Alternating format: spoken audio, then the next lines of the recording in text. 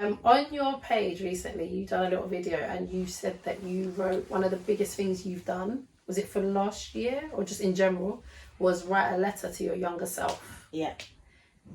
Where did that come from? That actually was part of my night campaign, to be honest. And they asked me whether, we were talking about ideas. That was one of the ideas. They asked me if I was happy to do it, and I said yes. Thinking, yeah, sure, write a letter to my younger self. And then when I actually sat down to do that, I was like, oh, this is heavy. This is really like a big thing. You know what I mean? I was just thinking, oh, just something you just got to write. But what did you think? But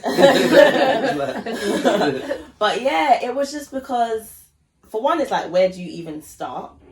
And to really have that perspective of like speaking to your younger self, like putting yourself, thinking about who you was and how you was then, and like thinking, would I have done things differently? Like, look at how my life has changed. Like, what are the triggers or traumas that have got me here? In this specific letter to my younger self, it was actually around body image. I could have gone into a whole different stuff. But it was specifically about body image. And yeah, man, it was just like raw. Like from a young age, I remember, especially going through that age, puberty, like your body's changing, having to navigate that for one. You know when you realise like, that's low-key traumatic, like for real, depends on what kind of conversations you've had for one. But I remember when I was writing, the first thing that came to my mind is like, my body betrayed me. Oh, wow.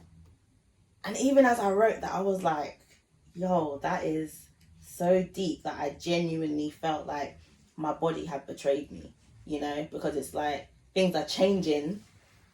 Whether it's getting attention, feeling uncomfortable, body image issues at that type of age, feeling so uncomfortable, not feeling like me, like all these things, do you know what I mean? It's like, I don't know if people talk about that. Even if someone had spoken about that in more depth, would it have really made a difference? I don't know. But I really felt like my body betrayed me. And I went through this period where like I just wanted to wear baggy clothes. And I really convinced myself that like, no, I like the tomboy look. That's me. That's who I am. Like, I wanted to just hide everything. Do you know what I mean? And I really convinced myself that this is what makes me feel comfortable, because I was so uncomfortable. You know what I'm trying to say? So even navigating that, like feeling like I had to hide away. And then from there, it was just like, I guess I was just thinking about how much I just really didn't like my body. It would really stem, my letter to my younger self really stemmed from body image. So it kind of goes back to that topic. I don't know if anyone's here has done that, like a letter to the younger self. Yeah. I've actually done it. You have or haven't? No, I'm saying I haven't actually. I've done letter to younger like self. I'm scared already now. Letter to future self. Letter to future I self. haven't done that. Letter to people who I felt traumatized me. And then left it in love. Okay, because I felt like there's part of it that felt quite healing as well.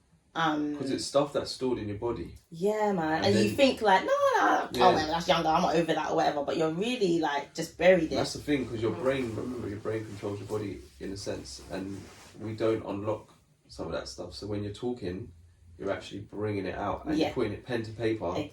It's mad. It's powerful, and exactly what you said. Things were just coming up to the surface that I was like, right, I didn't even know I cared about this anymore. I didn't even know I remembered certain things, and it was just like I actually cried. Like I was so moved that it brought me to tears. Because like I said, things are just coming up to the surface that I just thought, rah, like you really have to kind of evaluate yourself, like self-evaluation. Like even if you don't really want to, you're kind of like brought to that place. You can't lie, isn't it? Yeah. So then it brings me to a question. So then, what is something that you got over that you never thought you would get over?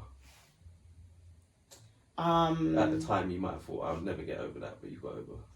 That's a good question. That is a good question, but you said not to talk about things I don't want out there. So that's right. And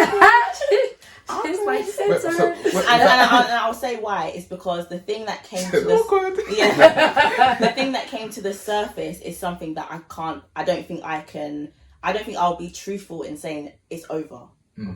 That's why. So Yeah. But it's So something that I cemetery. had to be honest with myself for, like, no, that's not over. You haven't dealt with that. It's something you might have pushed to the back and just wanted to forget. When are you going to?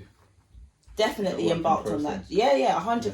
process. Like, I think anything that, whatever triggers or traumas we each have experienced, I think some people might be like, yeah, cool, gone to therapy, done this, and it's done. For some people, it's just an ongoing Was that thing. the last time you cried?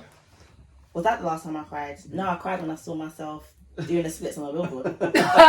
For hours, right? I cried. How did you cry? Was it love or was it like?